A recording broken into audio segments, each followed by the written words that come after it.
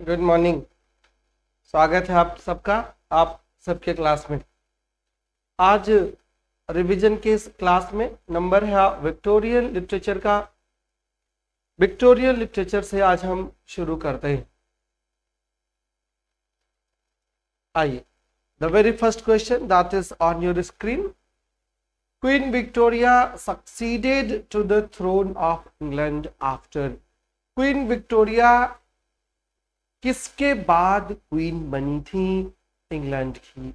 Right, this is the very first question about the Victorian period as well about Queen Victoria. Queen Victoria succeeded to the throne of England after. Right, तो after का जो answer है यहाँ पर the very first answer is A. William IV was the uncle of Queen Victoria and he was ruling England. He died in 1837 when Queen Victoria was just 18 years old, and then at the age of 18 she was handed over the throne of England in 1837. Right, 1837 में वो queen बन गई थी England की जब वो सिर्फ और सिर्फ 18 years की थी। राइट, तो Queen Victoria succeeded to the throne of England, succeeded to the throne of England after William IV. Right, William fourth के बाद क्वीन बनी थी 1837 में and she remained the queen of England till her death in 1901. Clear, 1901 तक queen Victoria queen थी। अगला जो question है, golden jubilee of Queen Victoria celebrated in. Queen Victoria की गोल्डन जुबली कब सेलिब्रेट हुई थी? तो गोल्डन जुबली कितने ईयर्स पर होती है? पहले तो यही बात आप जान लीजिए। सिल्वर जुबली 25 ईयर्स पर होती है, गोल्डन जुबली 50 ईयर्स पर होती है, और गोल्डन जुबली के बाद डायमंड जुबली होती है कितने साल पर? डायमंड जुबली होती है 60 ईयर्स पर, और फिर होती है प्लैटिनम 75 पर, और फिर 100 पर होती है सेंटेनरी। तो this is a simple question कि Queen Victoria, the golden jubilee of Queen Victoria was celebrated in, then the answer is 1887 when she completed her 50 years reign. जब 50 साल की रेन उनकी पूरी हुई, फिर जो है क्वीन विक्टोरिया की मनाई गई थी golden jubilee. Clear, golden jubilee मनाई गई थी 1888 में, सॉरी 1887 में। कमेंट्स नहीं आ रहे भैया, देखिए क्लास तो चल रही, शायद लाइव भी है, तो वो कैसे खुलेगा? तो मोबाइल में चलेगा क्या कमेंट? अरे सरकार, मोबाइल तुम्हारा डिस्चार्ज है, अभी चार्जिंग पे लगाया था।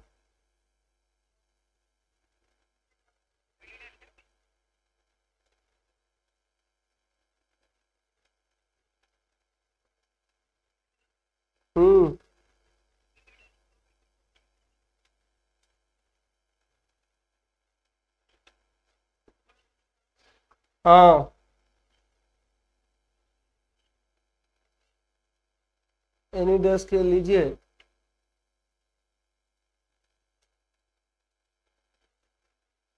Just wait 2 minutes. The class will resume very soon.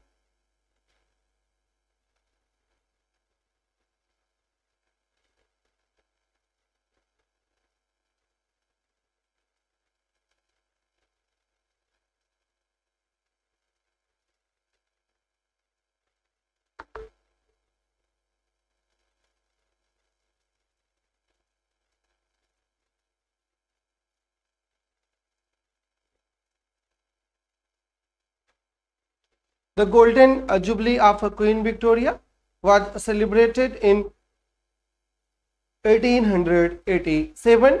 So the answer to the second question is also A. Right, इसका भी आंसर A है 1887। एक चीज और जाने रहिएगा, याद रखिएगा कि पेपर में समटाइम से पूछ लेता है कि डायमंड जुबली कब सेलिब्रेट हुई थी।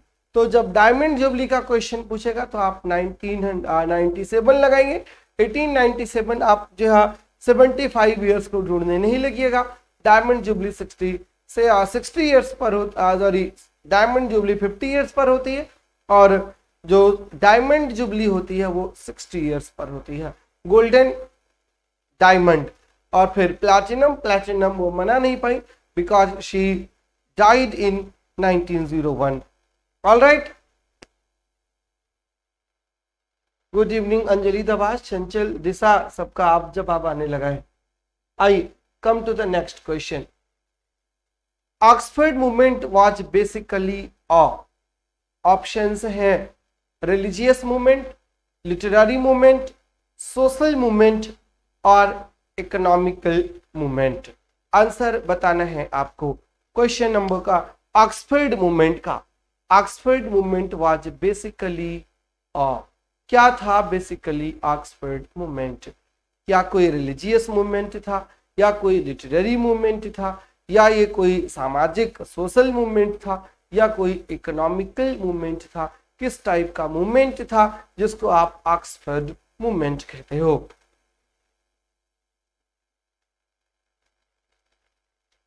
जी बताइए, waiting for your answer. Neha Sharma ji ने जवाब दिया है लिटरेरी मूवमेंट। और एनीबडी एल्स?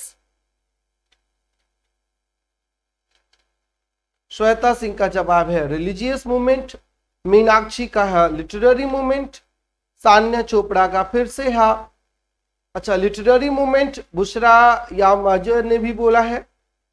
ज्यादातर बच्चे लिटरेरी मूवमेंट के साथ जा रहे हैं और कीर्ति अग्रवाल जी ने बोला है कि रिलीजियस मूवमेंट था। नंदिनी ने भी, सारिका ने लिटरेरी मूवमेंट पर क्लिक किया है। बताइए, मंजू विश्वकर्मा ने लिटरेरी मूवमेंट पर और किसी ने जवाब दिया है कि मे बी। तो मे बी वाले में क्या भी है ये तो मैं नहीं जानता, बट उनका जवाब सही नहीं होगा।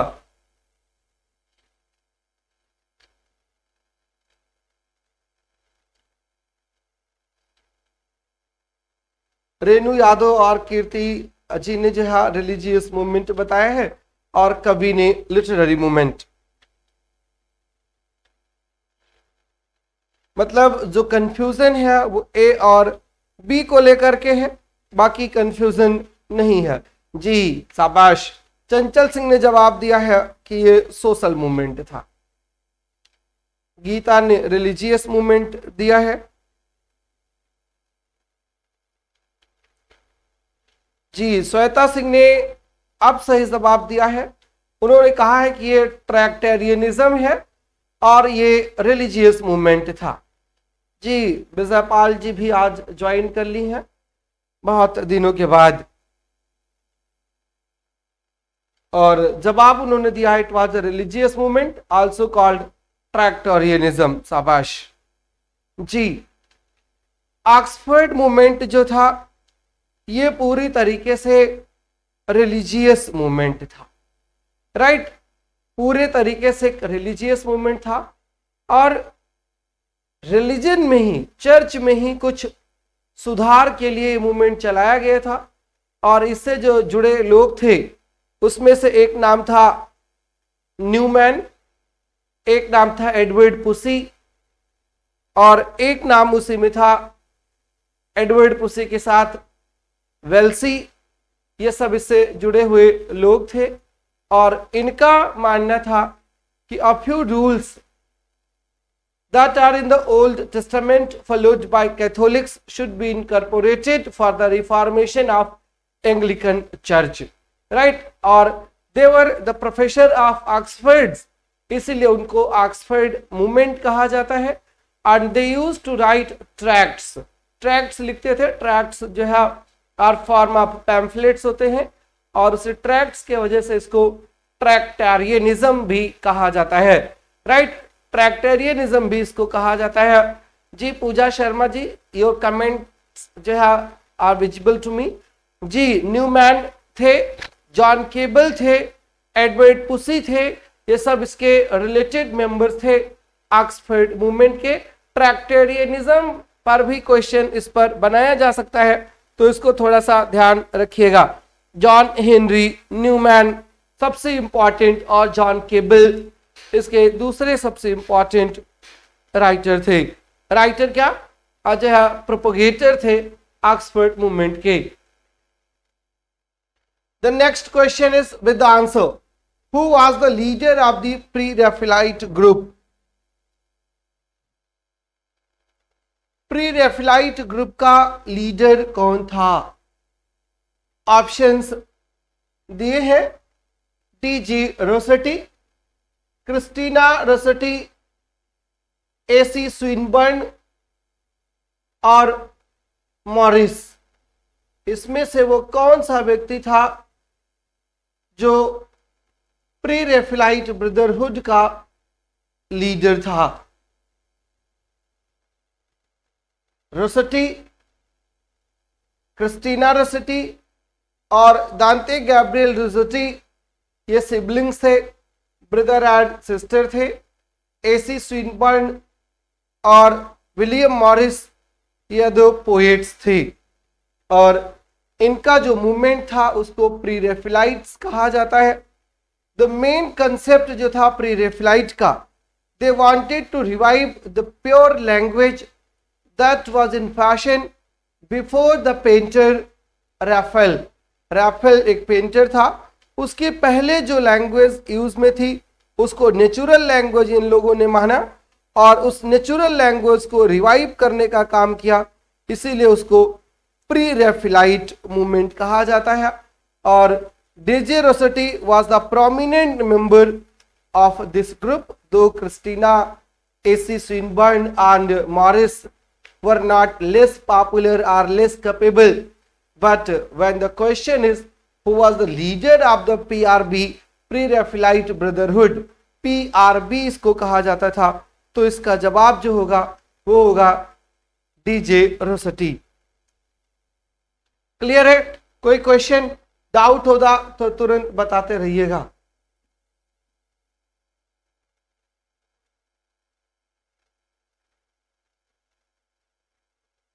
Next question is, who is the author of Blessed Damozel?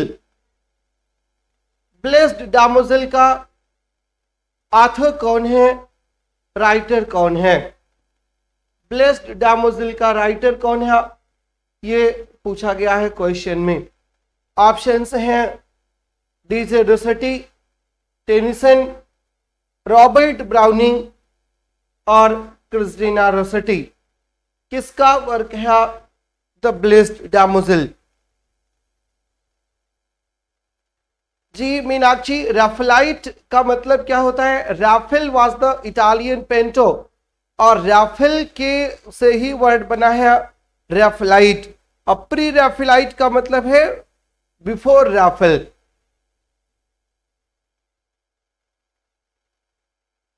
Ji author of Blessed Damozel कौन है? तो इसका जो जवाब है ऑथर ऑफ ब्लेस्ड डैमोजेल का, वो है डी.जे. रोसेटी। क्लियर है? प्रोसीड करें। जी विजय लक्ष्मी जी, आपने जवाब गलत कर दिया है। डी.जे. रोसेटी का वर्क था ब्लेस्ड डैमोजेल।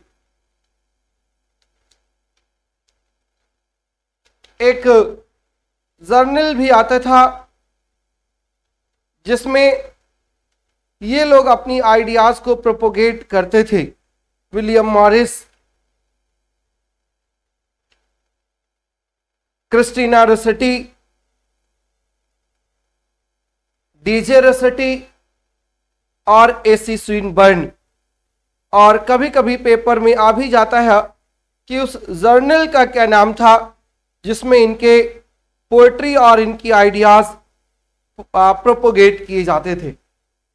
रोमांटिक पोएट से भी ये लोग बहुत ज़्यादा इंस्पायर्ड थे, और जो प्री रैफेलाइट ब्रदरहुड का टाइम पीरियड है वो 1848 से लेकर के 1860 तक का है। 1848 से लेकर के 1860 तक का टाइम है जिसको प्री रैफेलाइट कहा जाता है, और इनका जो टाइम पीरियड था वो टाइम पीरियड यही है। 1848 से 1860, और जो इनका जर्नल था उस जर्नल का नाम था जर्म, GERM, जर्म नाम था इनके जर्नल का, जिसमें अपनी आइडियाज और अपनी पोएम्स पब्लिश करवाते थे, और ब्लेस्ड डैमोजेल भी उसी जर्म में ही पब्लिश की गई थी।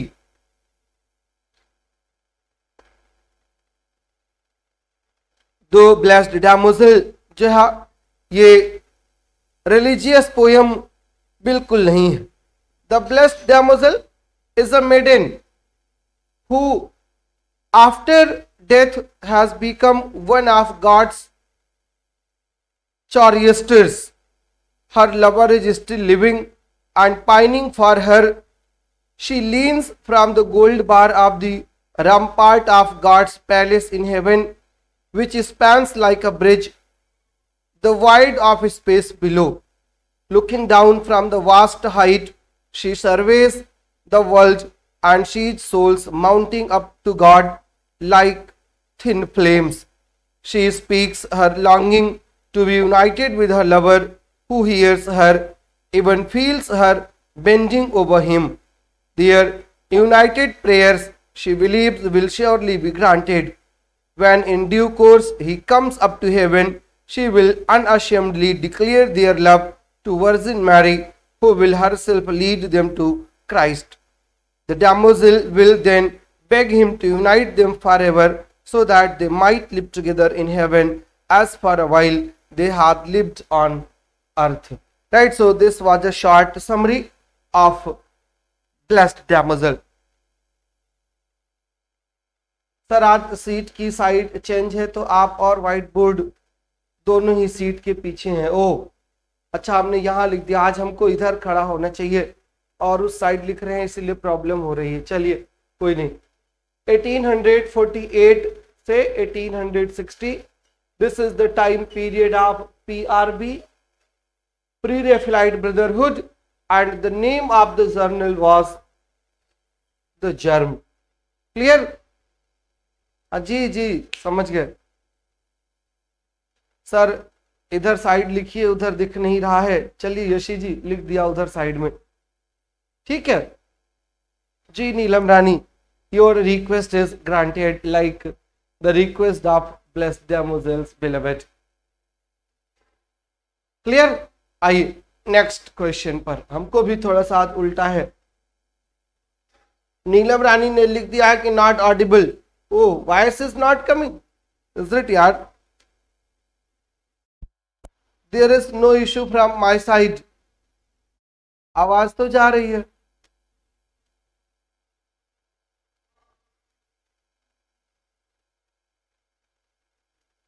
The next question is,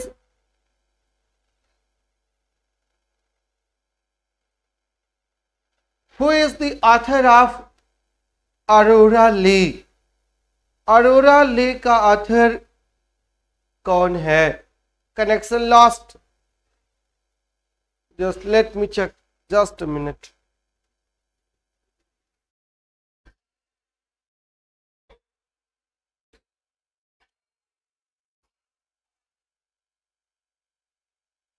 I hope now I am audible. Okay. Okay, thank you. Who is the author of Aurora Leigh? This is the question. Options are Elizabeth Barrett Browning, Swinburne, Tennyson, and then Christina Rossetti. G. Rossetti, you are right. Who is the author of Aurora Leigh? Arora ले का author कौन है? Who is the author of Aurora Leigh? Options दिए हुए screen पर, सोचिए समझिए और फिर जवाब लगाइएगा।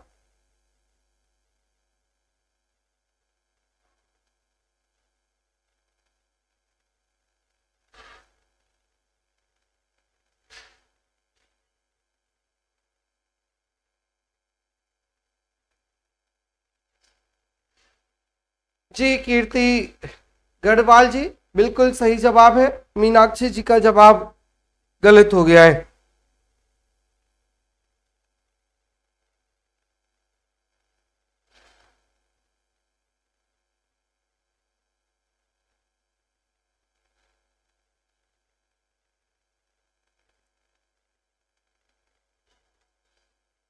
अरोरा ले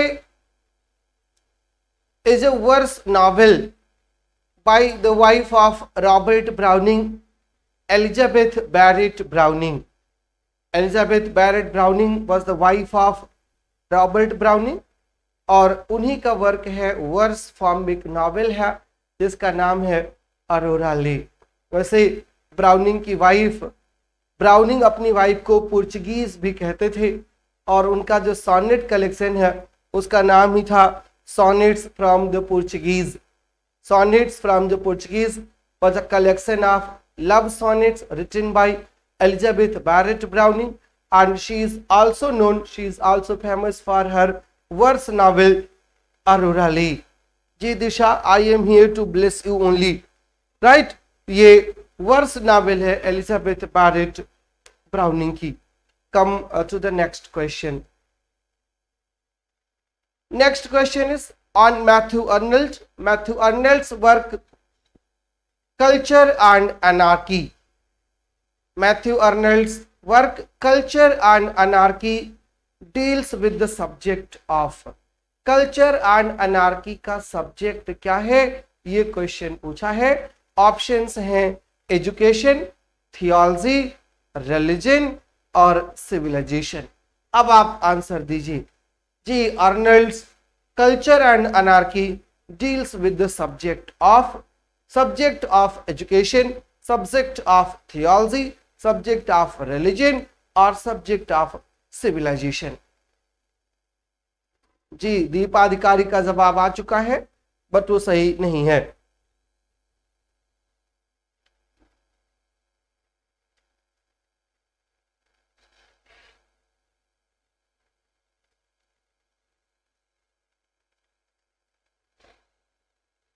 थियोलॉजी और रिलीजन दोनों सेम ही चीजें होती हैं, इसलिए इतना तो ध्यान रखिएगा कि दोनों सेम ऑप्शन दिया है इसका मतलब कि ये दोनों ही नहीं होगा, नहीं तो ऑप्शन चेंज कर देता ना। थियोलॉजी और रिलीजन दोनों नहीं होगा तो अब सोचिए कि क्या हो सकता है दो ऑप्शंस में से। एजुकेशन हो सकता है कि सिविलाइजेशन हो सकता है।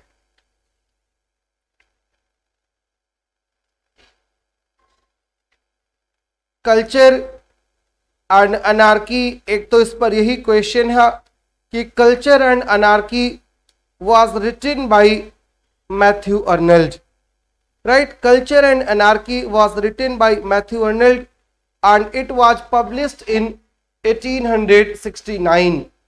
1869 में कल्चर एंड अनार्की पब्लिश हुआ था and this work focuses on education, right? Main focus जो इस वर्क का है वो एजुकेशन पर है। So the correct answer to this question is A. Yashi ji जवाब गलत हो गया है। ये बहुत इंपॉर्टेंट क्वेश्चन है, वेरी वेरी इंपॉर्टेंट क्वेश्चन, और ये इस बार आपके पेपर में एज इट इज क्वेश्चन आएगा, देखिएगा। Which of the following novel is called a novel without a hero? बहुत इंपॉर्टेंट क्वेश्चन है। A novel without a hero किस नॉवेल को कहा जाता है? In fact a novel without a hero is the subtitle, subtitle है इनमें से किसी एक नॉवेल की।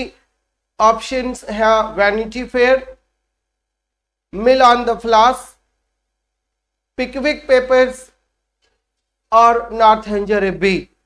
इनमें से किसकी सबटाइटल है अ नॉवेल विदाउट हीरो?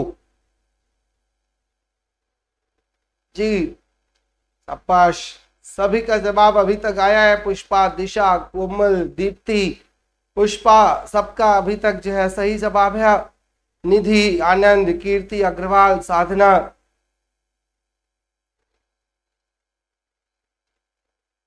चलिए कुछ लोगों का जवाब गलत भी हुआ है, और बाकी लोगों का सही है। प्रेरणा, सारिका सिंह, नंदिनी, एकता रानी का जवाब गलत हो गया है।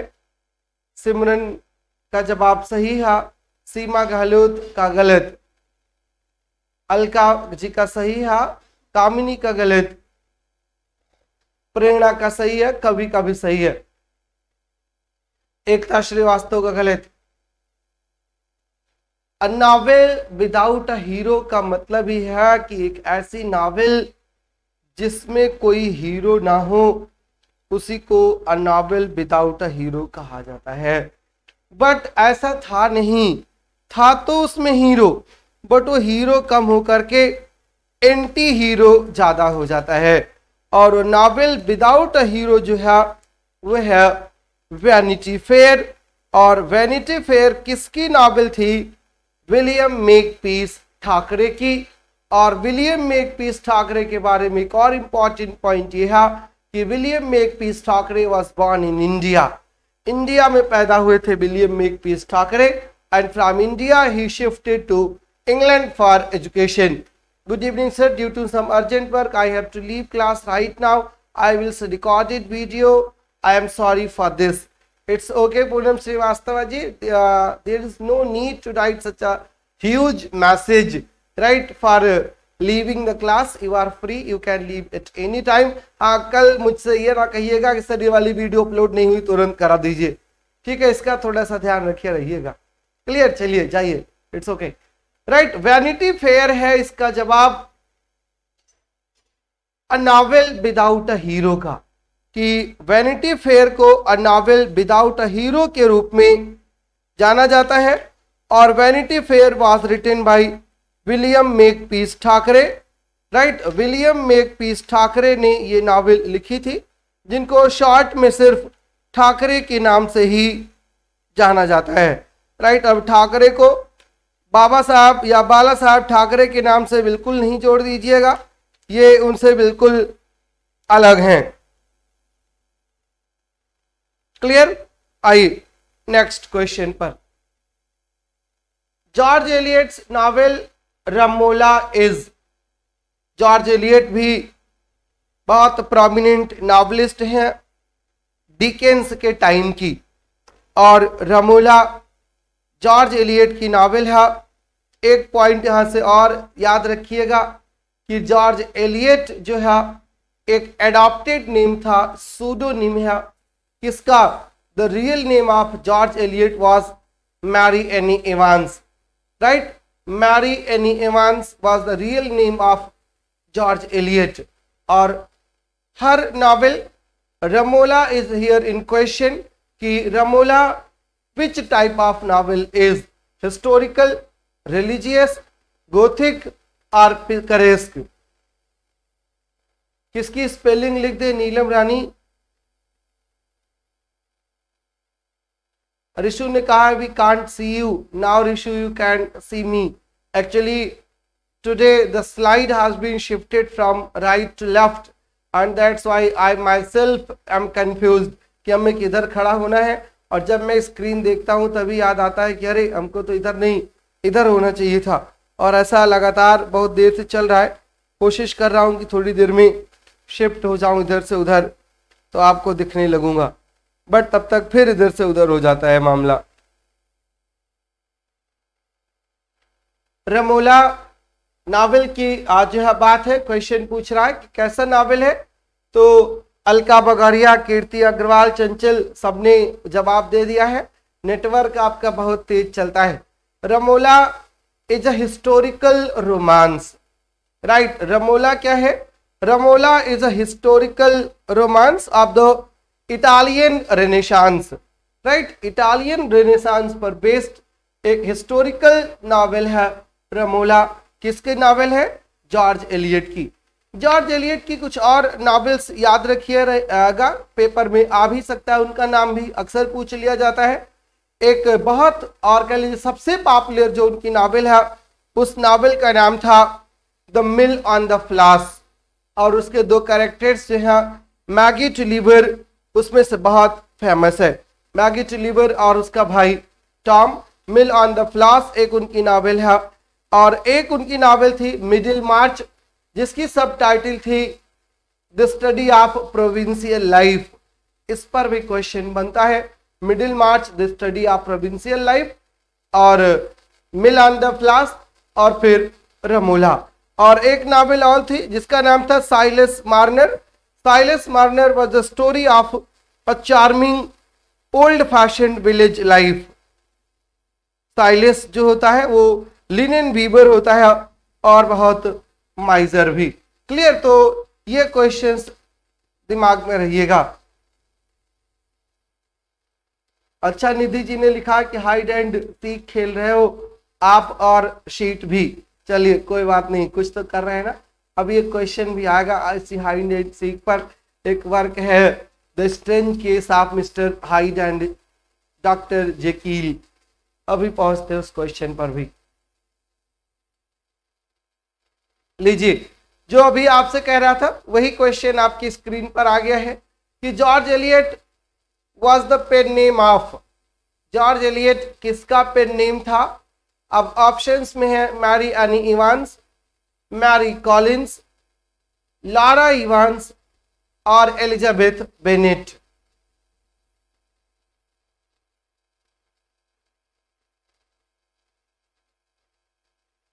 जी नजमा, बिल्कुल सही। इस क्वेश्चन का जवाब दीजिए जो स्क्रीन पर है आपके फिलहाल। George Eliot was the pen name of। George Eliot was the name adopted by Mary Annie Evans, daughter of a land agent in Warwickshire. She attended school in the neighborhood, but for the most part she educated herself by miscellaneous readings.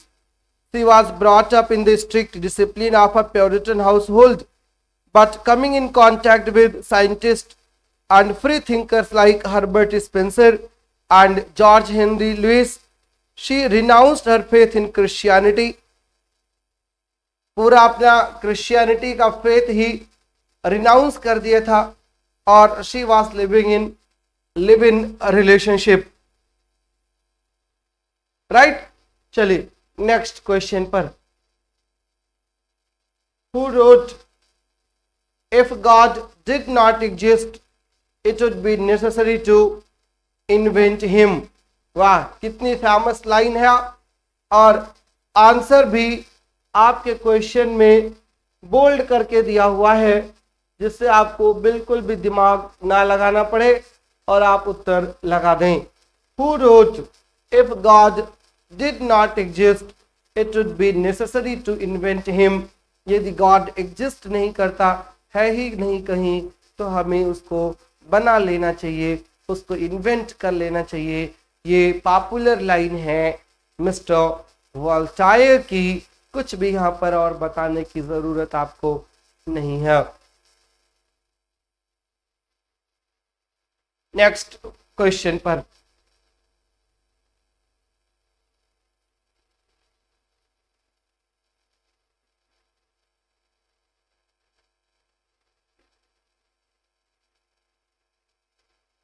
Tennyson was appointed as the poet laureate after। Tennyson कब poet laureate appoint हुए थे, या किसके बाद Tennyson poet laureate appoint किए गए? William Wordsworth के बाद, कि रॉबर्ट सदे के बाद, कि सैमुअल टेलर कॉलरिज के बाद, कि रॉबर्ट ब्राउनिंग के बाद? बताइए, दीजिए जवाब।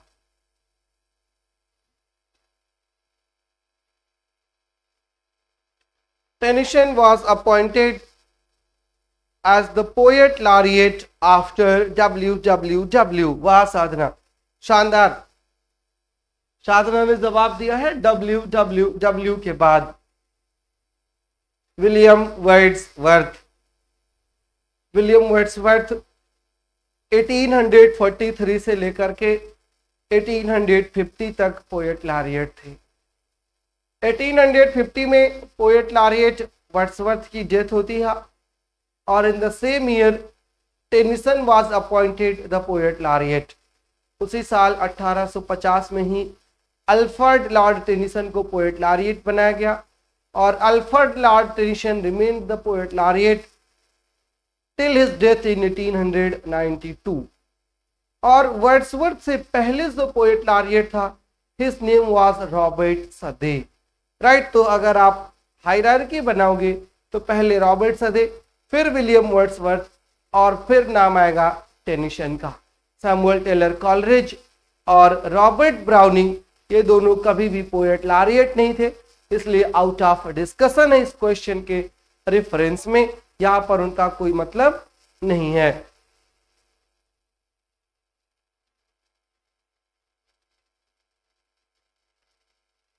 Next question is on your screen.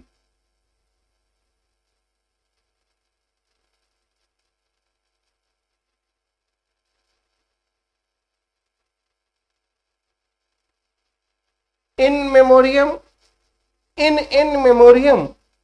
Tennyson mourns the death of. In memoriam, Tennyson mourns the death of. Options हैं आर्थर हालम, जॉन कीट्स, ह्यूज क्लो और लॉर्ड बायरन। किसकी डेथ को किसकी डेथ को मॉर्न करते हैं इन मेमोरियम में? Alfred Lord Tennyson. Alfred Lord Tennyson के फ्रेंड थे आर्थर हालम, AHH नाम था, Arthur Henry हालम, and he was not only friend to Alfred Lord Tennyson but he was his would-be brother-in-law, right? Both were the student of the same university and Arthur Hallam के death पर in 1833 उनकी death हो गई थी and then Mr. Tennyson wrote an elegy. He didn't write a single poem but he kept on writing for 17 years. 1833 से लेकर के 1850 तक he kept on writing और in 1850 he brought out in memoriam in memory of his friend Arthur Henry Hallam. All right,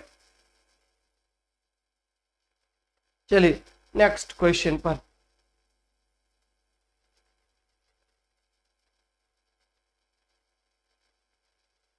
Matthew Arnold's Thyrsis is an elegy written on the death of Matthew Arnold की जो elegy है थेरेसिस वो किसकी death पर compose किया था Arnold ने? Options हैं Arthur हालम, Edward king, John Milton या फिर ह्यूज क्लो। किसकी डेथ पर एलिजी है मैथ्यू अर्नल्ड की Thyrsis? Matthew Arnold is basically a pessimistic poet. He is an elegiac poet and he wrote a number of elegies. For example, he wrote Southern Nights, elegy on the death of his own brother. He wrote Dover Witch, that is a love elegy.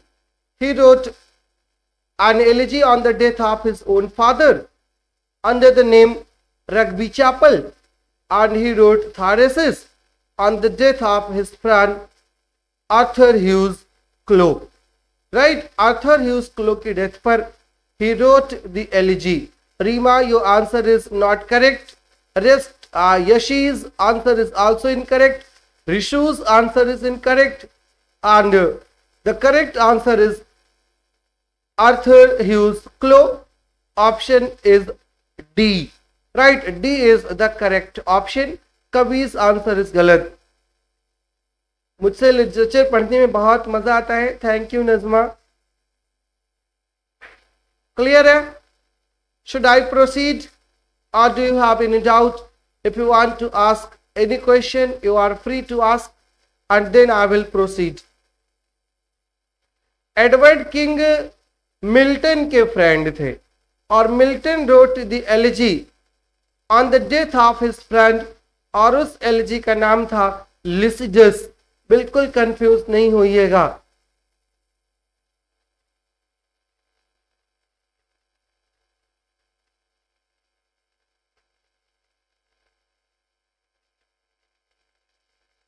कोई बात नहीं ऋषु, अब confusion दूर हो गई है। Edward King Milton के friend थे, ना कि मैथ्यू अर्नल्ड के।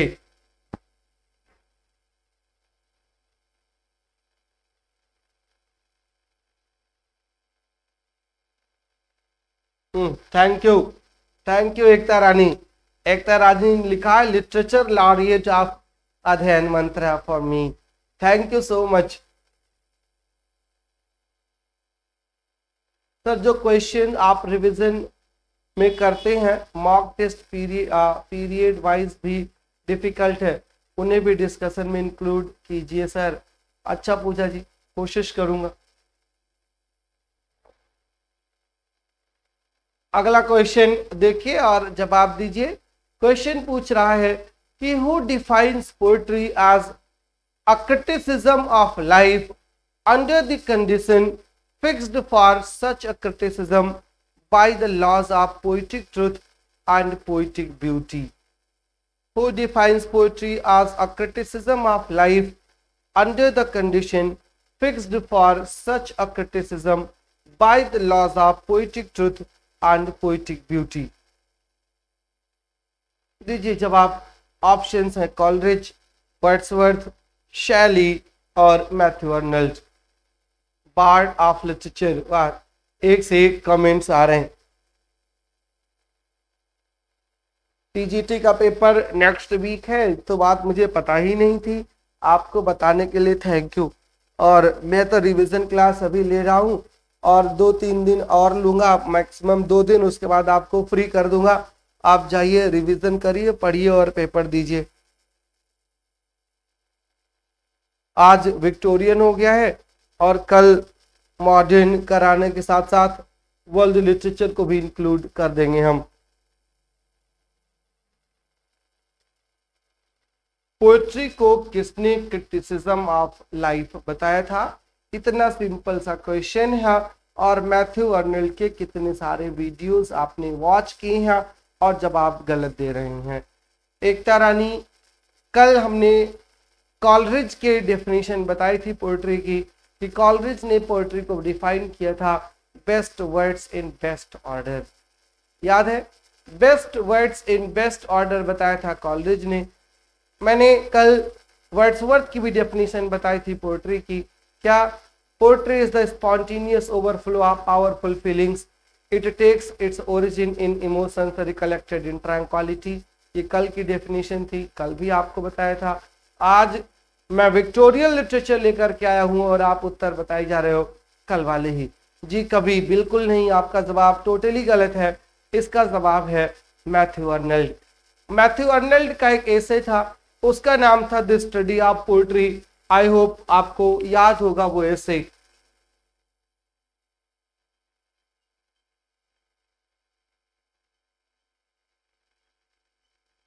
स्टडी ऑफ पोएट्री, और इसी स्टडी ऑफ पोएट्री में उन्होंने पोएट्री को डिफाइन करते हुए कहा था कि poetry is the criticism of life. और इसी में उन्होंने एक और थ्योरी प्रोपाउंड की थी जिसको टचस्टोन मेथड कहा जाता है।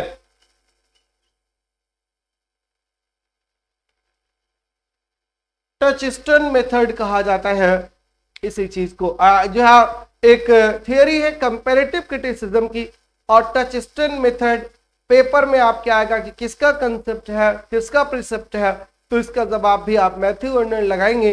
टचस्टोन मेथड का मतलब ये होता है कि Matthew Arnold proposes the name of 4 prominent poets of antiquity, और कहते हैं कि if you want to achieve the great status then you have to compare your poetry with Shakespeare, Milton और होमर। आप इनसे कंपेयर करिए, और if they are fit, they are comparable, then you are a great poet, otherwise you write minor poetry। और इसी में उन्होंने minor study of poetry में भी क्रिटिसिज्म ऑफ लाइफ कहा था पोएट्री को।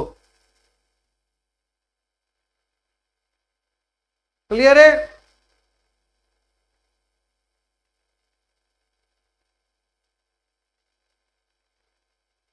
प्रोसीड करें। बहुत क्वेश्चन कर लिए हो, अब आप बोर भी होने लगे हो।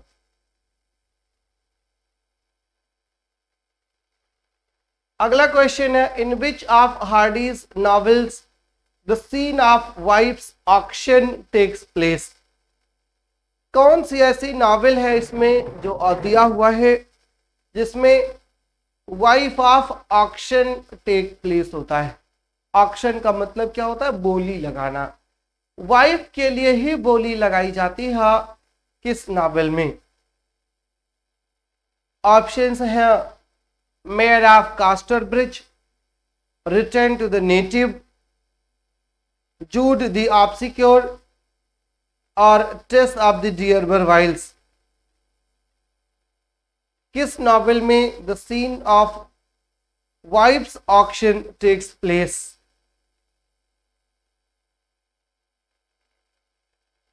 बस नजमा, शिव कुमार जी का जवाब गलत हो गया है।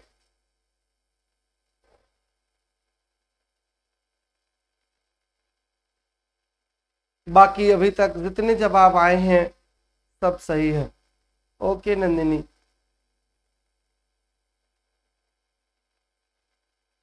बुशरा का जवाब गलत हो गया है, प्रेरणा का भी गलत। इतने सिंपल सा क्वेश्चन है भाई। किस नॉवेल में वाइफ ऑफ जो है वाइफ का ऑक्शन होता है, और वो नॉवेल है द मेयर ऑफ कास्टरब्रिज, और प्रोटैगनिस्ट है माइकल हेंचेड, और वो अपनी वाइफ को 5 गिनीज में सेल कर देता है।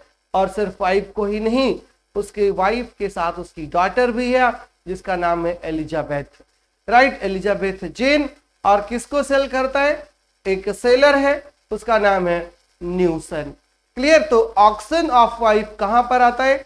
वो है उत्तर मेयर ऑफ कास्टरब्रिज में। वाइफ का नाम होता है सुसन और डॉटर का नाम होता है एलिजाबेथ जेन। जी एकता बिल्कुल सही है, जवाब सही दिया करिए।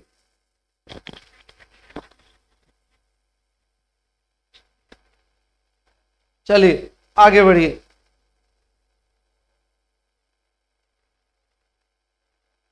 Which one of the novels Hardy says, in one of the novels Hardy says, happiness is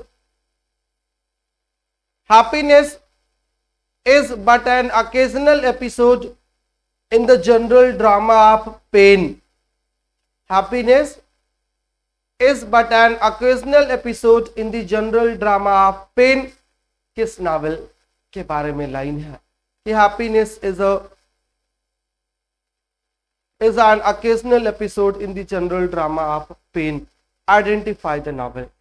The Mayor of Casterbridge, Tess of the D'Urbervilles, Jude the Obscure, The Return of the Native.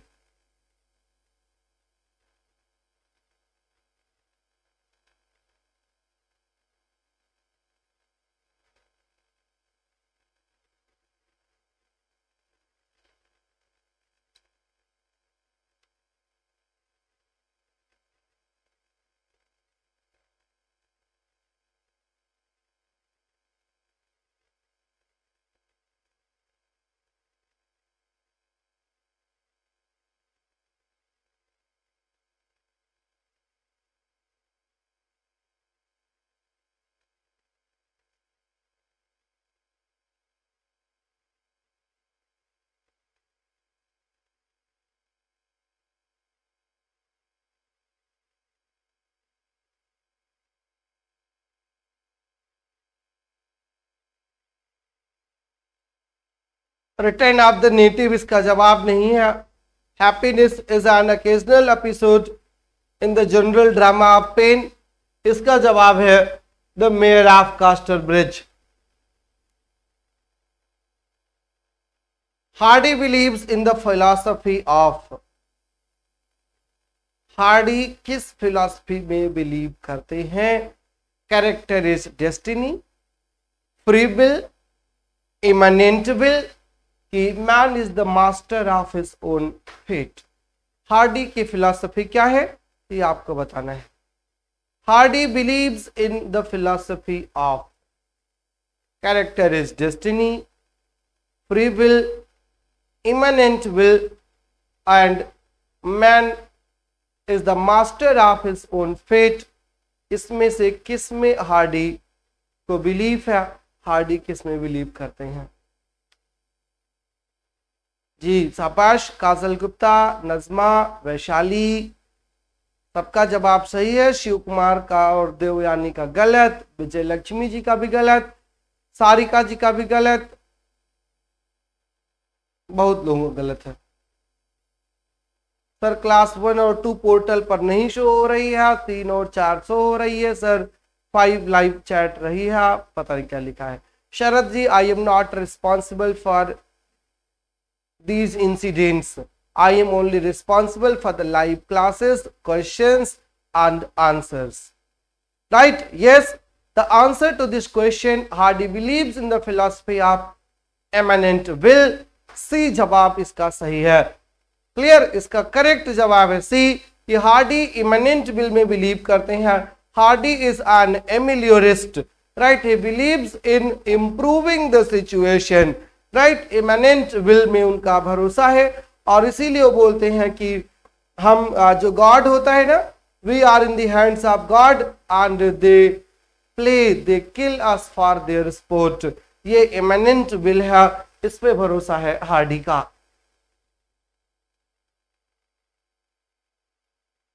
Ji Vijay Lakshmi ji, I know, Sharad doesn't no.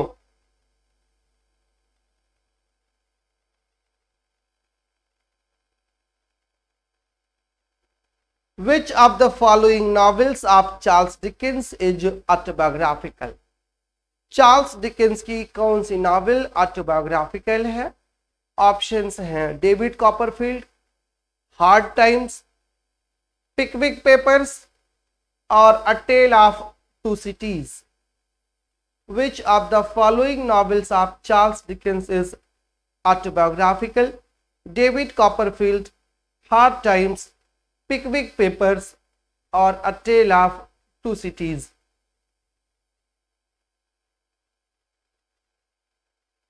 जी सृष्टि, कामिनी, रजनी रविदेव, मुकेश कुमार, बुशरा यास्मीन, दीपा अधिकारी, कवि, अनु, मोनिका चौधरी, सबका जवाब सही है, ऋषु का छोड़कर। पूजा का भी गलत है। डिकेंस की मोस्ट ऑटोबायोग्राफिकल और उनकी सबसे फेवरेट नॉवेल थी David Copperfield, right, most autobiographical और द मोस्ट जो है सबसे फेवरेट उनकी जो नॉवेल थी उसका नाम था डेविड कॉपरफील्ड और वो डेविड कॉपरफील्ड जो है उनकी ऑटोबायोग्राफिकल नॉवेल है। फिलहाल यहां पर जो आंसर है वो डेविड कॉपरफील्ड ही उसका उत्तर है। Clear, David Copperfield considered his masterpiece is in part autobiographical. The pathos of Copperfield's loveless child is relieved by the broad humor of Mike Ivor and Betsy Trotwood. The unity of the novel is easily achieved by the first person narrative.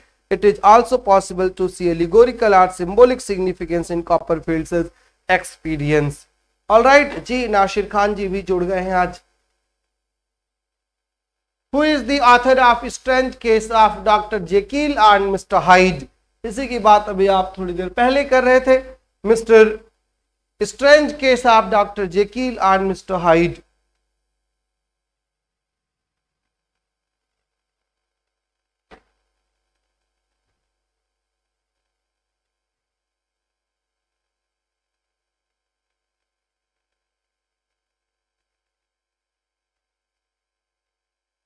सब आपको पढ़ा चुका हूं, एक एक question आपके videos में है।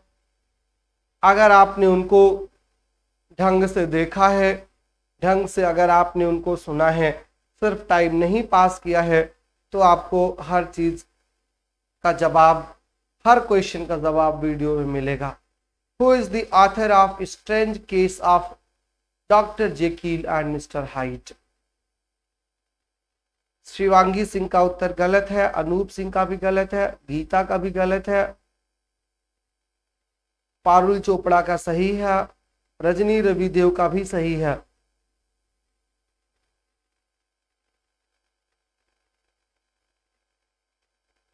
कैसे सही होगा?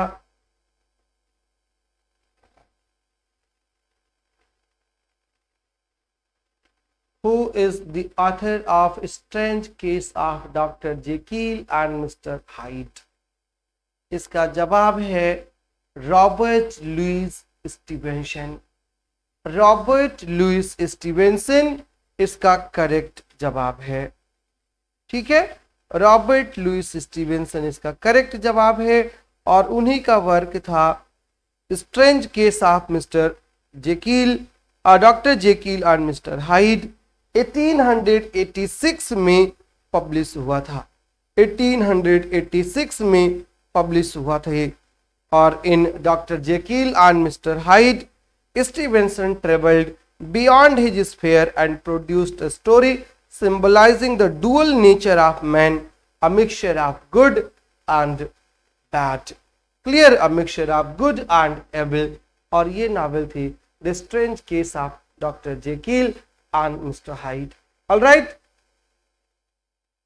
next पर आ जाइए।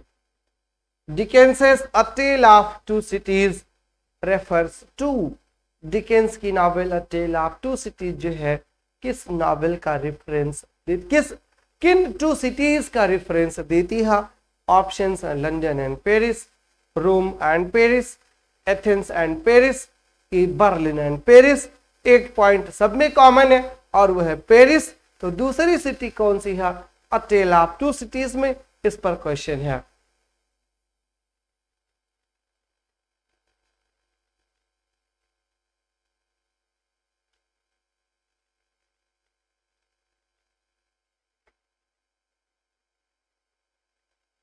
जी, डिकेंस की अ टेल ऑफ टू सिटीज जो है ये पेरिस और लंदन की बात करती है।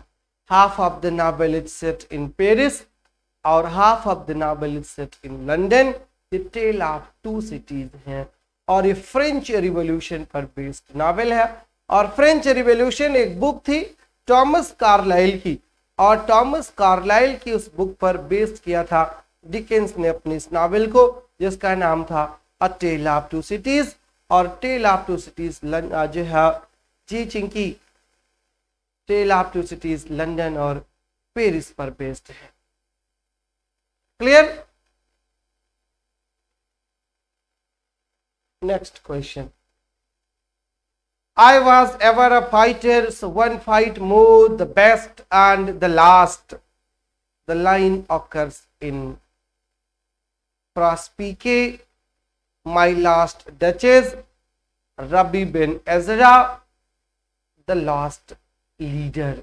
ये 4 ऑप्शंस हैं और इसमें पूछा है I was ever a fighter, so one fight more, the best and the last.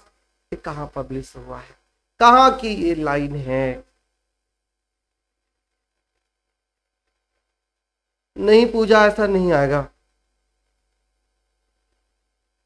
Ji Sadhana ji, a tell of Two Cities historical novel है।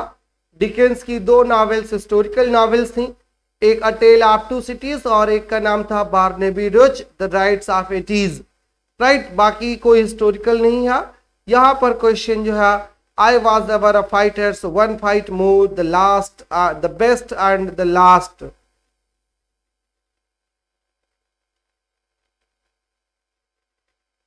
जी, इसका जवाब है ए प्रॉस्पिके। प्रॉस्पाइस इसको नहीं पढ़ते, इसको प्रॉस्पिके पढ़ा जाता है। और after the death of his wife Elizabeth Barrett Browning, mister Browning wrote this poem Prospice. और इसका मतलब होता है afterwards. Right, afterwards मतलब he wants to fight the death, and after fighting the death he wants to win the death, or he wants to meet his beloved in heaven. Prospike की line है I was ever a fighter, so one fight more, the best and the last. All right.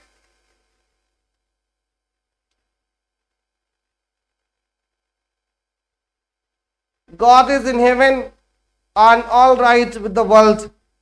ईश्वर कहाँ है? Haven में, और दुनिया में सब कुछ ठीक ठाक चल रहा है। ये भी ब्राउनिंग की ही लाइन है। और किस पोयम की लाइन है ये पूछा है। God is in heaven, God is in his heaven and all is right with the world. These lines occur in, और इसका जवाब है पीपा पासेस। राइट, इसका जवाब है पीपा पासेस। ए है इसका उत्तर। कोई बात नहीं साधना, गलत हो गया तो अब तो सही हो गया ना, अब दोबारा गलत नहीं होगा जब पेपर में आएगा। आपने वीडियोस देखी हैं, सिर्फ क्वेश्चन आंसर का फॉर्मेट नहीं किया है, इसीलिए चीजें गलत हो जाती हैं। और जब आप क्वेश्चन आंसर का फॉर्मेट करोगे तब चीजें आपको गलत नहीं होंगी। इसीलिए आपको डे 1 से बता रहा हूं कि खूब सारी प्रैक्टिस किया करिए। जितना प्रैक्टिस करोगे उतना ही बेहतर होगा आपके लिए। जी, पीपा passes said bye browning. Who is the author of Origin of Species? Origin of Species किसने लिखा है? Lord Tennyson, Matthew Arnold, Charles Darwin कि Charles Dickens? Origin of Species किसका वर्क है?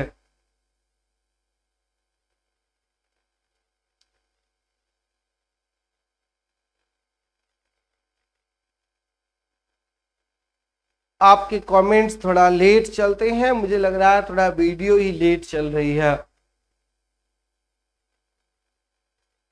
जी, 1859 में ये वर्क पब्लिश हुआ था चार्ल्स डार्विन का, जिसका नाम था ओरिजिन ऑफ स्पीशीज।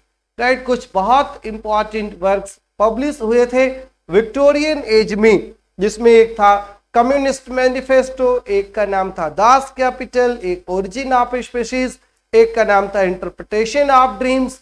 ये सब बहुत इंपॉर्टेंट वर्क्स थे मिस्टर अलग अलग राइटर्स के, विक्टोरियन पीरियड के बहुत फेमस वर्क्स।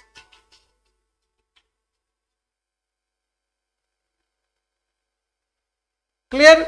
और जवाब क्या है इसका? जवाब है यहां पर Charles Darwin. Sir, am I not visible? This is Sandhya Mathur. जी Sandhya Mathur, you are not visible to me, you are invisible, but your comments are.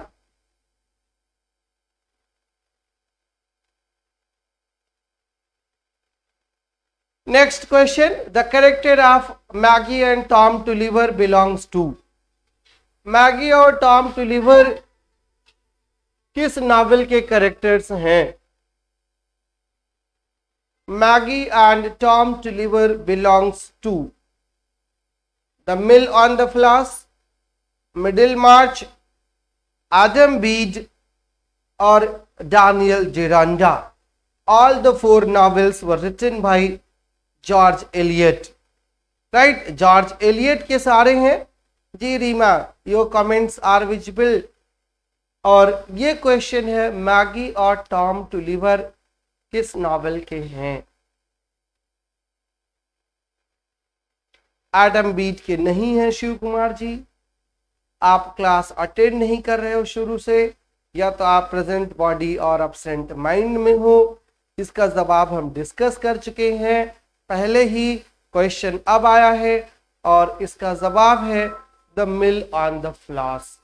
Right, क्या जवाब इसका? इसका जवाब है the Mill on the floss.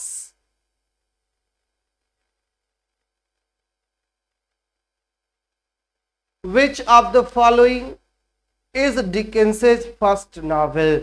Dickens की फर्स्ट नॉवेल कौन सी है इसमें से?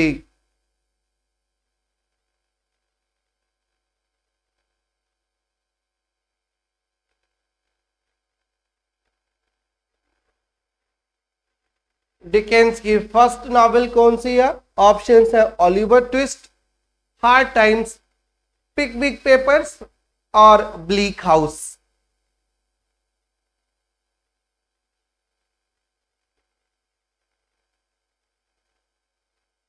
विच of the following is Dickens's first novel? जी बिल्कुल सही जवाब, संध्या माथुर का गलत, मुकेश कुमार जी का सही, शिवांगी नेगी, प्रेरणा, दीपा अधिकारी, बुशरा यास्मीन, सबका सही, सब पढ़ाया वाला है। इसका सही जवाब गीतांजलि का नहीं है, करेक्ट और सही जवाब है इसका the Pickwick Papers. Pickwick Papers पहली नावल थी डिकेंस की।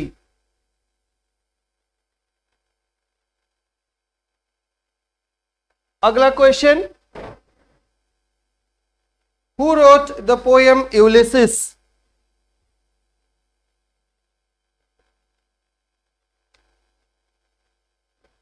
यूलिसिस पोएम किसकी है?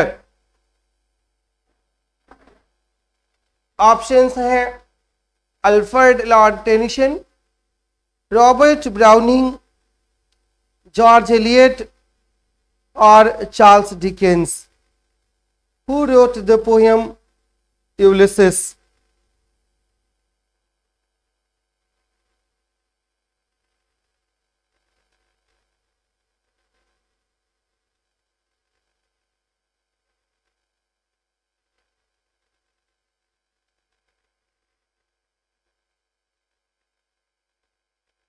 सबका आंसर पढ़ रहा हूं, जिसका गलत होगा बता दूंगा और ये किसी का गलत नहीं होगा।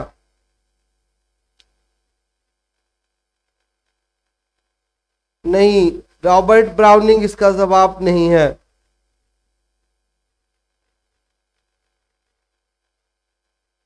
एक छोड़ करके बाकी अभी तक सबका जवाब सही है।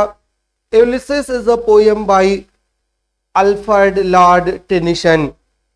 अल्फ्रेड लॉर्ड टेनिसन सही जवाब है। Ulysses poem Alfred Lord Tennyson की है और एक ड्रामेटिक मोनोलॉग है ये।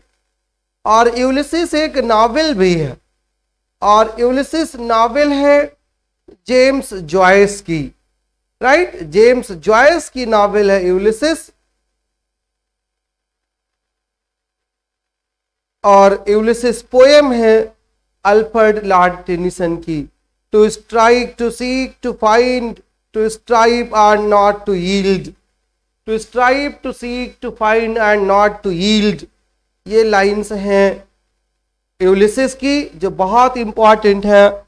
जी शिप्रा, चंचल, सबका सही है जी। और वो एक मैं हूं, निधि आनंद जी, अब आप समझ लीजिए, मैं कुछ नहीं कहूंगा जी। चिंकी वर्मा जी, बिल्कुल सही जवाब है। अगले क्वेश्चन पर आइए।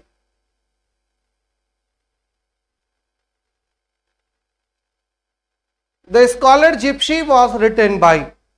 स्कॉलर जिप्सी किसकी पोएम है?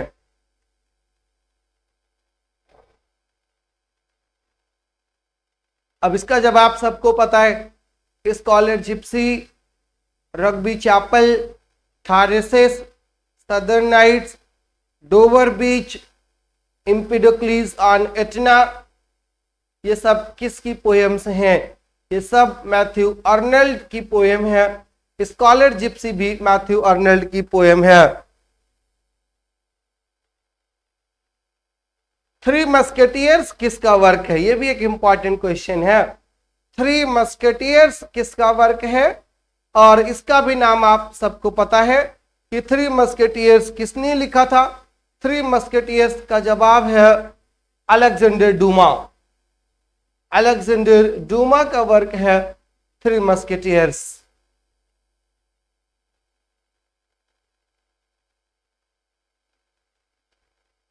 सिंपलेस्ट क्वेश्चंस पर अब हम आ गए हैं। जो जनरल क्वेश्चन होता है जिसका जवाब हर बच्चे को पता होता है, whether he is a student of literature or not, whether he is preparing for TGT or PGT or not, सारे जवाब उसको पता होते हैं। जैसे कि थ्री मस्केटियर्स किसका वर्क है, ये सबको पता होता है। शेरलॉक होम्स किसका है, ये भी सबको ही पता होता है। किसका है शेरलॉक होम्स? अभी तक किसी ने सही जवाब वैसे दिया नहीं है। ऑप्शंस में है G K Chesterton, sir Arthur Conan Doyle, John Galsworthy on Richard Cromwell, इनमें से किसका वर्क है शेरलॉक होम्स? सब लोग इसका सही जवाब दे देंगे। I have full faith in all my students. Sherlock Holmes was written by sir Arthur Conan Doyle. Sir Arthur Conan Doyle का वर्क है शेरलॉक होम्स। जवाब है इस क्वेश्चन का B for Bombay.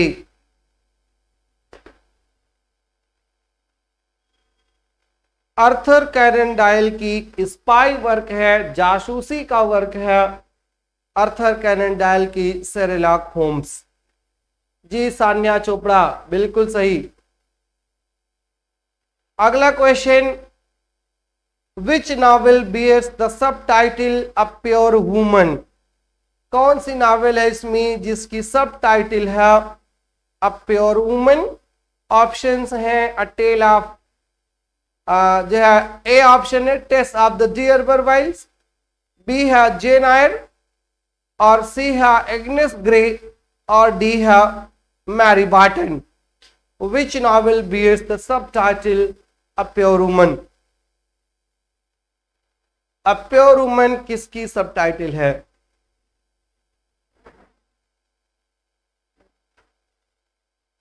A pure woman is the subtitle of Tess of the D'Urbervilles. शाबाश, सही जवाब है। थॉमस हार्डी की नावल है और उसकी अब सब टाइटल जो है वो है a pure woman faithfully presented. जी रीना, एकता, मुकेश, शिव कुमार, सबका सही जवाब है। ये थोड़ा सा मुश्किल क्वेश्चन है आपके लिए। Which nations have the alternative titles? The Two Nations. Nations लिखा है, नेशंस नहीं, यहां पर नॉवेल्स होना चाहिए था।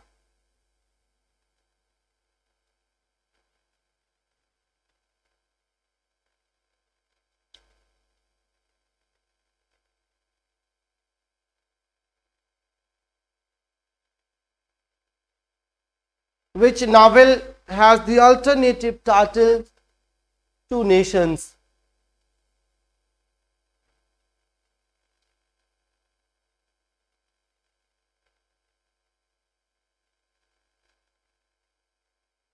North and South, Sibyl, A Tale of Two Cities, Jude the Obscure।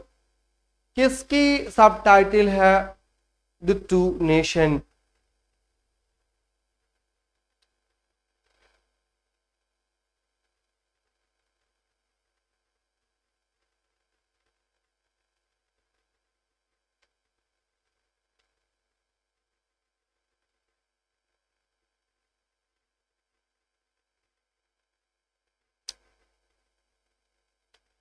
इसका जवाब है बी। सिबिल की सब टाइटल है द टू नेशंस। 1845 में आया वर्क था और ये वर्क था बेंजामिन डिज़राइली का।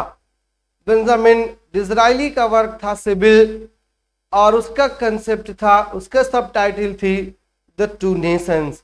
नॉर्थ एंड साउथ इसका जवाब नहीं है। ये थोड़ा बड़ा क्वेश्चन हो गया है टीजीटी के पॉइंट ऑफ व्यू से। इसका जवाब है बी। अगले क्वेश्चन पर आ जाइए। डिकेंस पर है, इसका जवाब आप बिल्कुल सही दे लेंगे, मुझे पूरा भरोसा है।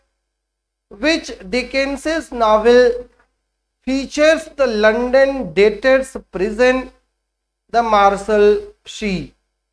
Which Dickens novel features the London debtors prison martial C?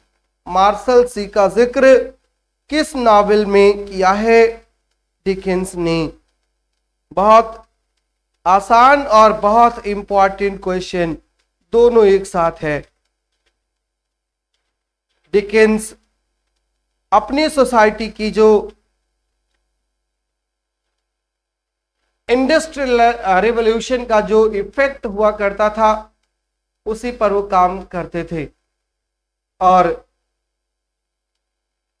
Her novel में वो एक पर्टिकुलर इशू को उठाते हैं और फिर उसको डिस्कस करते हैं। जैसे निकली भी की बात करें तो वो यॉर्कशायर के स्कूल्स पर सटायर करते हैं, डेथ बॉयज हॉल जिसका नाम है। आप ब्लीक हाउस की बात करें तो ब्लीक हाउस जुडिशियरी पर उनका अटैक होता है। आप लिटिल डॉरिट की बात करें तो Little Dorrit is an attack on the Marshalsea, the debtors prison and the system that is responsible for its existence. और इसी लिटिल डॉरिट में ही वो ऑफिस ऑफ सर्कमलोक्यूशन की बात करते हैं, जहां पर incompetent people due to nepotism appoint हो जाते हैं and they are expert in not doing the work, right. ये अटैक वो अलग अलग अपने नॉवेल में करते हैं। तो यहां पर जो क्वेश्चन पूछा है कि किस नॉवेल में वो प्रिजन पर अटैक करते हैं, पीनल रिफॉर्मेशन पर अटैक करते हैं, that is Little Dorrit, right. Oliver Twist is the incorrect answer, Nandini. The correct answer is Little Dorrit. The next question is who wrote Modern Love? आधुनिक मोहब्बत किसने लिखी है? Modern Love. दांते Gabriel Rossetti, Oscar Wilde, George Meredith या फिर AC Swinburne? किसने लिखा है मॉडर्न लव?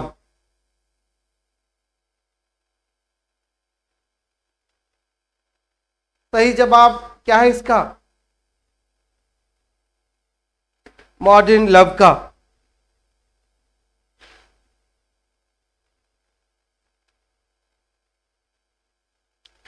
जी काजल, बिल्कुल सही जवाब है। कामिनी का गलत है।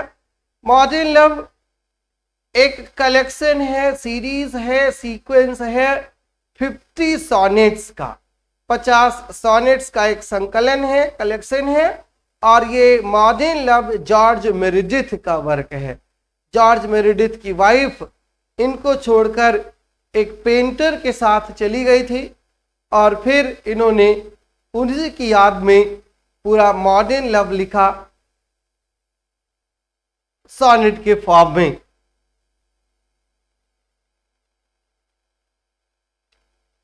अगला क्वेश्चन है एलिजाबेथ गास्कल की नॉवेल मैरी बार्टन की सबटाइटल क्या है?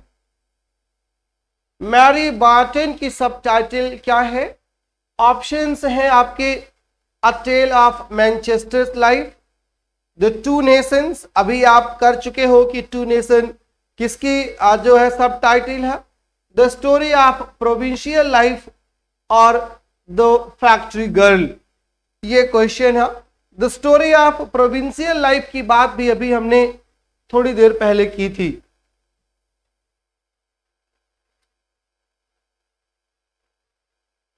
जवाब दीजिए इसमें से कौन सा करेक्ट उत्तर है? मैरी बार्टन की सबटाइटल।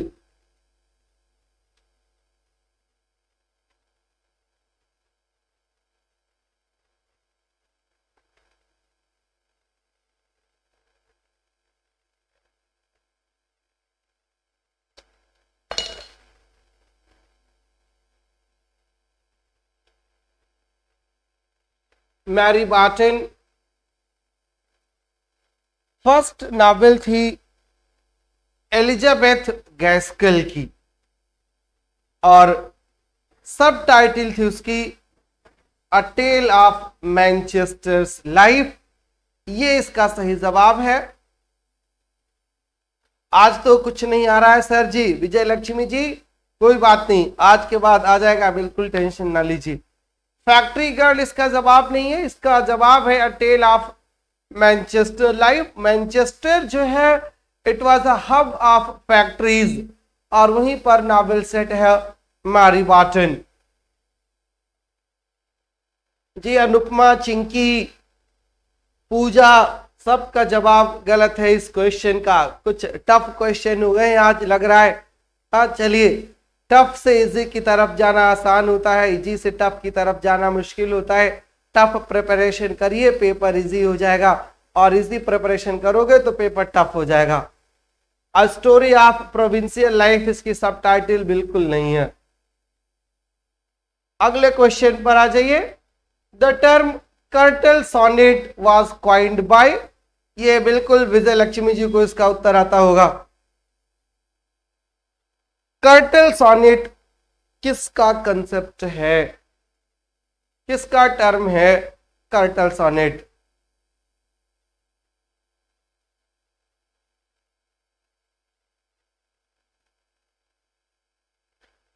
एक भी क्वेश्चन की मैं गारंटी नहीं लेता हूं। आज रोना आ रहा है, चलिए क्लास वाइंड अप करने वाले हैं। कई बार देखिएगा इस वीडियो को, आज के इस क्लास से कई क्वेश्चंस आपके पेपर में मिलेंगे। कर्टल सोनेट जीएम हॉपकिंस का है, ये देखिए सबको जवाब इसका पता है, ये किसी का गलत नहीं है। कर्टल सोनेट 11 लाइंस का सोनेट होता है, या कह लीजिए जो ओरिजिनल 14 लाइंस का सोनेट है उसका 3/4 कर्टल सोनेट्स होता है। सो 10.5 लाइन्स ही बनती हैं कर्टल सोनेट में। What was the first literary experiment of Charles Dickens? Charles Dickens का पहला लिटरेरी एक्सपेरिमेंट कौन सा था? The reprinted piece, the Mudfog Papers, the Pickwick Papers, Sketches by Boz. किसका था, कौन सा वर्क फर्स्ट अटेम्प्ट था मिस्टर चार्ल्स डिकेंस का? पहला लिटरेरी एक्सपेरिमेंट कौन सा था?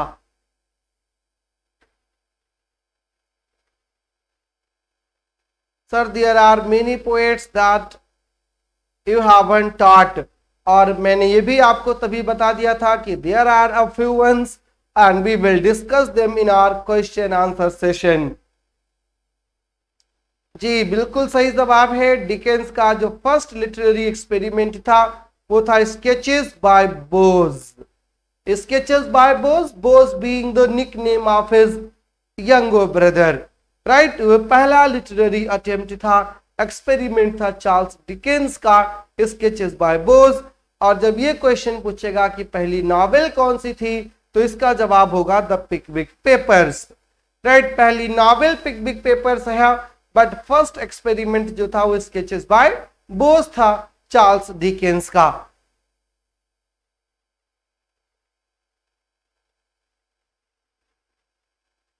अगला क्वेश्चन थोड़ा सा टफ है, बहुत दिमाग लगाने की जरूरत नहीं है, आंसर बता देता हूं। Which of the following worked as an editor of the Cornhill magazine? Cornhill magazine important किस लिए है? कॉर्नहिल मैगजीन में थॉमस हार्डी की novel Far from the Madding Crowd serialized हुई थी, और कुछ दिन तक इसके एडिटर थे William Makepeace Thackeray, right. William Makepeace Thackeray इसके एडिटर थे, और वही एडिटर पूछा है कि एडिटर कौन थे, तो इसका जवाब है A.W.M. ठाकरे।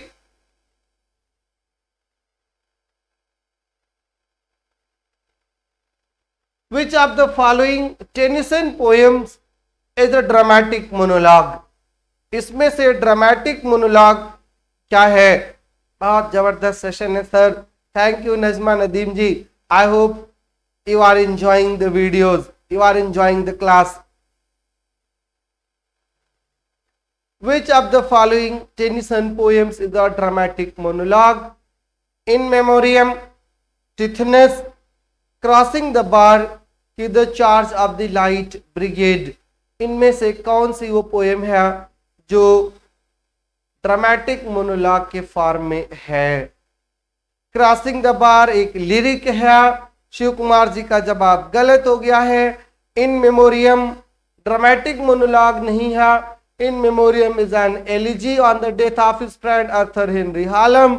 और जो यहाँ पर the Charge of the Light Brigade है ये वार पोएट्री में कंसीडर किया जाता है इसको। और जो ऑप्शन बचा Tithonus, Tithonus is a dramatic monologue. Thank you everyone. Tithonus is a dramatic monologue.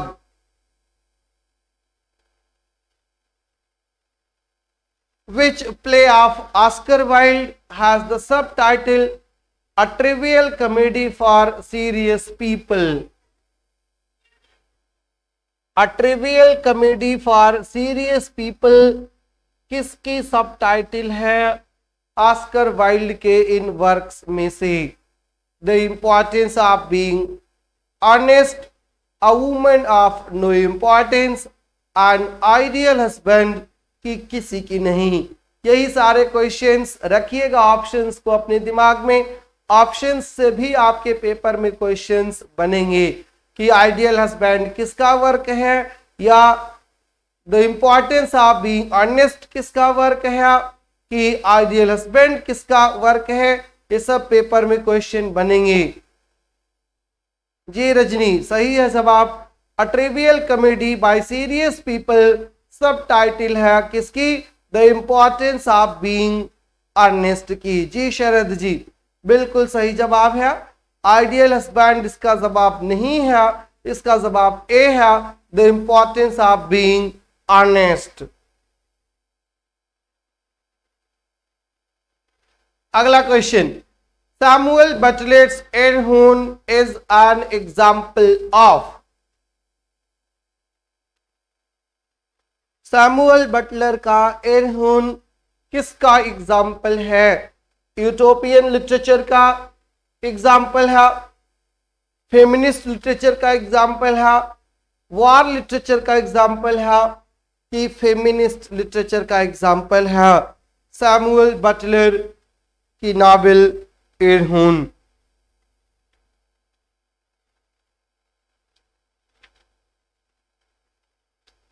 बताइए जवाब।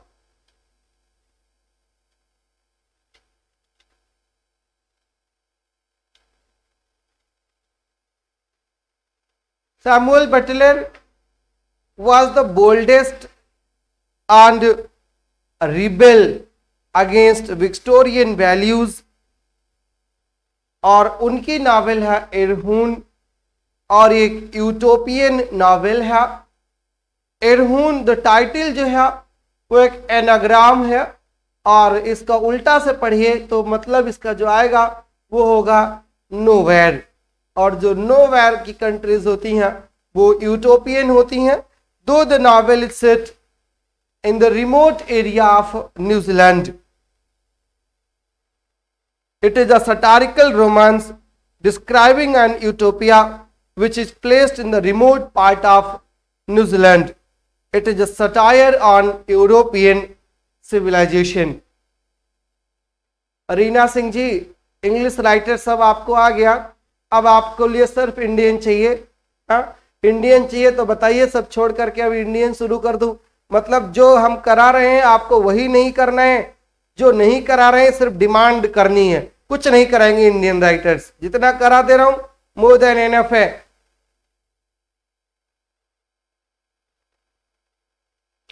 The novel Jane Eyre has a subtitle. Jane Eyre Charlotte Bronte की नॉवेल है और ये एक बिल्डंग्स रोमा है। बिल्डंग्स रोमा क्या होता है? A novel that builds up the protagonist, उसको बिल्डंग्स रोमा कहा जाता है और वो है जेन आयर।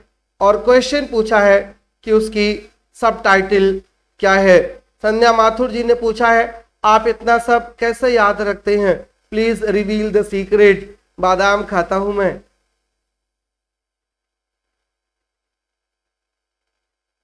देखिए आपको भी तो याद है संध्या, आपने बिल्कुल सही जवाब दिया है। याद कैसे रखते हैं? नहीं, पढ़ाते पढ़ाते चीजें अपने आप याद हो जाती हैं और कंसिस्टेंटली जब टच में रहते हैं तो भूलता नहीं है।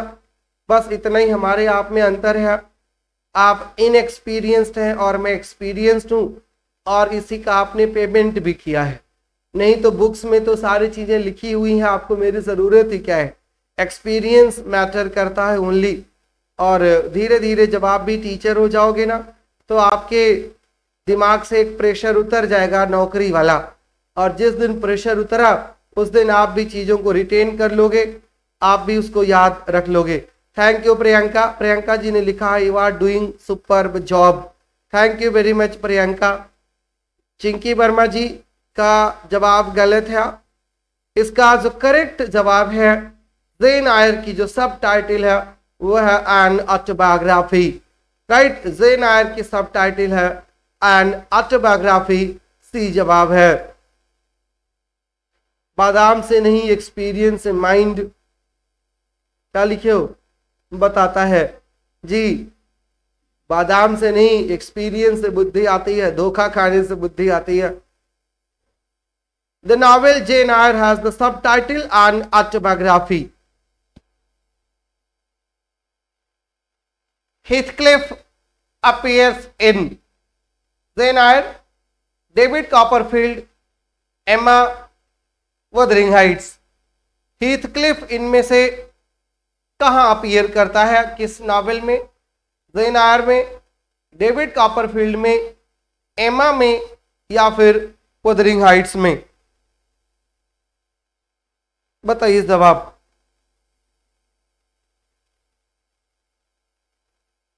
शिव कुमार जी, मैं बहुत सारी जॉब करता हूं, बहुत जॉब करता हूं, 2-3 की तो बात नहीं। ऐसा लग रहा है क्या लिखा है, इतना बड़ा मैसेज ऊपर चला गया।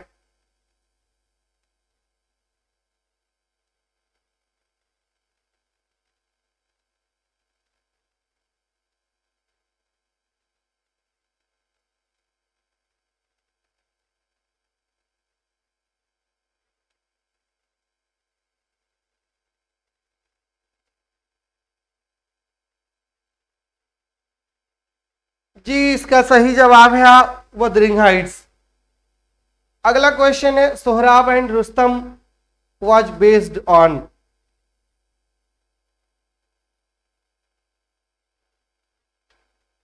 नहीं, अभी आप एग्जाम सेंटर में नहीं हो, अभी आपके पास 1 वीक और है, और आप बिना परेशान हुए, बिना इरिटेट हुए, बिना और मैटर को खोजे हुए काम कर लीजिए। Sohrab and Rustam Matthew Arnold की एक पोयम है, और मैथ्यू अर्नल्ड की ये पोयम फिरदौसी के शाहनामा पर बेस्ड है। फिरदौसी के शाहनामा पर बेस्ड है सोहराब एंड रुस्तम। जवाब जो है इस क्वेश्चन का वो है सी। अगला क्वेश्चन पूछा है कि aesthetic movement was started in. Aesthetic movement कब शुरू हुआ था? ऑप्शंस हैं, last decade of 19th century, second decade of 20th century, 1920s और 1950s। एस्थेटिक मूवमेंट कब शुरू हुआ था? एस्थेटिक मूवमेंट किसकी बात करता है? ब्यूटी की। Aestheticism is directly related to beauty, और ब्यूटी का मूवमेंट, अप्रिशिएशन ऑफ ब्यूटी का मूवमेंट जो है वो एस्थेटिसिज्म है, और इसके प्रोपोगेटर थे वाल्टर पैटर और ऑस्कर वाइल्ड। और क्वेश्चन पूछा है कि किस डिकेड में, कब एस्थेटिक मूवमेंट शुरू हुआ था? और इस क्वेश्चन का जवाब जो है वो है A, last decades of the 19th century, मतलब 1880s और 1890s का मूवमेंट है एस्थेटिसिज्म, राइट। और उसी एस्थेटिसिज्म पर वर्क किया था अच्छे से ऑस्कर वाइल्ड और वाल्टर पैटर ने। Clear? Really we are very lucky to have you as our mentor. Thanks for your efforts, you are most welcome. If you succeed in your examination, then our efforts will be materialized. अगला question है, Eminent Victorians किसका work है? Eminent Victorians किसका work है? Options हैं, Matthew Arnold, Charles Dickens, Lytton Strachey और Thomas Hardy. Eminent Victorians work किसका है? बताइए। मैथ्यू अर्नल्ड का, चार्ल्स डिकेंस का, लिटन स्ट्रेची का, कि थॉमस हार्डी का? जी, आर्ट फॉर आर्ट से भी एस्थेटिसिज्म का ही एक पार्ट है, और जवाब आपने सबने दे दिया है। नेक्स्ट क्वेश्चन है कि एमिनेंट विक्टोरियंस किसका वर्क है, और इसका जवाब क्या है? जी रीना अग्रवाल जी, रजना रविदेव, रजनी देव जी सही है जवाब। शिवांगी नेगी का गलत हो गया है। नजमा का सही है, मैं बहुत लोगों का गलत, कामिनी का भी गलत हो गया है, मंजू विश्वकर्मा का भी। सारिका सिंह का जवाब सही है। एमिनेंट विक्टोरियंस वर्क है लिटन स्ट्रेची का। किसका वर्क है? लिटन स्ट्रेची का वर्क है। 1920s के जहां डिकेड 1918 के अराउंड ये वर्क पब्लिश हुआ था और इसमें उन्होंने 4 विक्टोरियंस की बात की थी जो बहुत इंपॉर्टेंट थे उनके नजर में, और उसमें से एक मैथ्यू अर्नल्ड के फादर थे जिसका नाम था थॉमस अर्नल्ड, एक लेडी थी जिसका नाम था फ्लोरेंस नाइटिंगेल, और एक थे cardinal Manning. Right, cardinal Manning, Florence Nightingale, Thomas Arnold और जनरल गार्डन, ये 4 लोग थे। लैक ऑफ टाइम से कुछ नहीं होता है, आप वीडियो देखोगे तो आपको उसके साथ बहुत सारे डिटेल्स और भी मिलेंगे जो भी पेपर के हिसाब से इंपॉर्टेंट है, इसलिए बहुत ज्यादा माइजर बनने की जरूरत नहीं है लास्ट मिनट में। और it's better to watch a video 20 times than to watch a video than to watch 20 videos one time. The interpretation of dreams was written by, interpretation of dreams किसका वर्क है? और ये 19th century का last year है जब ये publish हुआ था, इंटरप्रिटेशन ऑफ ड्रीम्स। और इसी इंटरप्रिटेशन ऑफ ड्रीम से एक थियोरी डेवलप होती है जिसको साइको एनालिटिक थियोरी कहा जाता है, और वहां से एक बहुत प्रोमिनेंट चीज आपने पढ़ा होगा एडिपस कॉम्प्लेक्स की थ्योरी। और क्वेश्चन पूछा है कि सर ये आज इंटरप्रिटेशन ऑफ ड्रीम्स वर्क किसका है? जी अनूप जी, अगर आपने सुना है, सही जवाब दिया है तो सही है, मैं तो आंसर बता ही देता हूं। जी सिगमंड फ्राइड का वर्क है द इंटरप्रिटेशन ऑफ ड्रीम्स। किसका वर्क है? सिगमंड फ्राइड का। जिसने जिसने सर अब तो बहुत रॉन्ग हो रहा है मंजू जी, बस क्लास जो है वाइंड अप करने वाला हूं, बस 2-3 क्वेश्चन और है, शायद कि लास्ट ही है, नहीं 2-3 और है। दास कैपिटल किसका वर्क है? यह भी आपको बता चुका हूं, दास कैपिटल कार्ल मार्क्स का वर्क है। और उसके बाद द कम्युनिस्ट मैनिफेस्टो, आज का ये लास्ट क्वेश्चन है। कम्युनिस्ट मैनिफेस्टो किसने लिखा था? ऑप्शंस हैं Karl Marx, Friedrich Engels, both Marx and Engels की नन। यही जवाब दे दीजिए। और आज की क्लास विक्टोरियन लिटरेचर की यहीं पर वाइंड अप होती है। फिर मिलेंगे अगले क्लास में अगले सेगमेंट के साथ जिसका नाम है मॉडर्न लिटरेचर।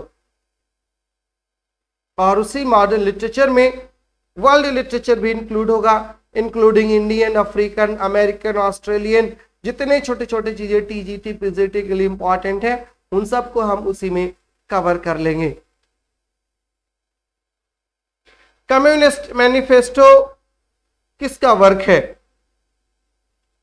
कार्ल मार्क्स और फ्रेडरिक एंगल्स दोनों ने इस पर काम किया था। 4 वॉल्यूम्स में पब्लिश हुए थे ये, अलग अलग टाइम पर, बट पहली बार कब पब्लिश हुए थे पता नहीं, सर्च करिएगा और तब बताइएगा। आज की क्लास के लिए बहुत बहुत थैंक यू। आपने बहुत पेशेंटली आज की क्लास को सुना, बहुत पेशेंटली आपने आंसर भी किया, डांट भी खाई मेरी, और बहुत चीज़ें इम्प्रूव भी किया। सबके लिए आपको बहुत बहुत धन्यवाद। आशा है कि ये क्लासेस, ये क्वेश्चंस जो लास्ट मिनट्स के हैं, they will definitely help you while you will be in your examination hall. Enjoy yourself, enjoy your day, stay blessed, stay healthy, stay safe. All the best, good luck. We will meet again with new questions. Thanks, good luck.